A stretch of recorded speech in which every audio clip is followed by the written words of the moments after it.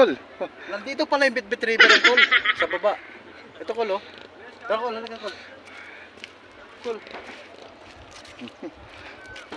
Doon tayo Kol, nag-shooting Kol eh. Yung Orduha dati Kol. Dito Kol oh. Kol, yung sila Kylie Padilla at saka si Bisulbi nun.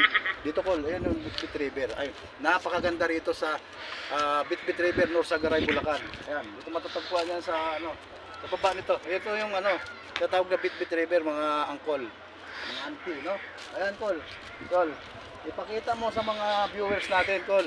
Napakaganda ng lugar, napakaraming puno, at higit sa lahat, napakaraming taong naliligo. O Kol, ang ganda ng nature, di ba Kol?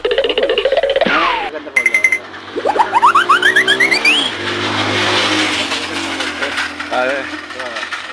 Sumili niyo pa Kol yan. O, di ba? Hindi ba mga angkol? Kaya pumunta na kayo rito sa North Sagaray, Bulacan, Bitbit River. Murang-mura na, nakatipid ka pa. Medyo matraffic, pero ano na yun, literal na matraffic talaga dito sa Pilipinas. Subukan yung bumiyahe rito, mga 2 oras o 3 oras ang biyahe. So kung mas maganda, magwalis na lang kayo. Joke lang po.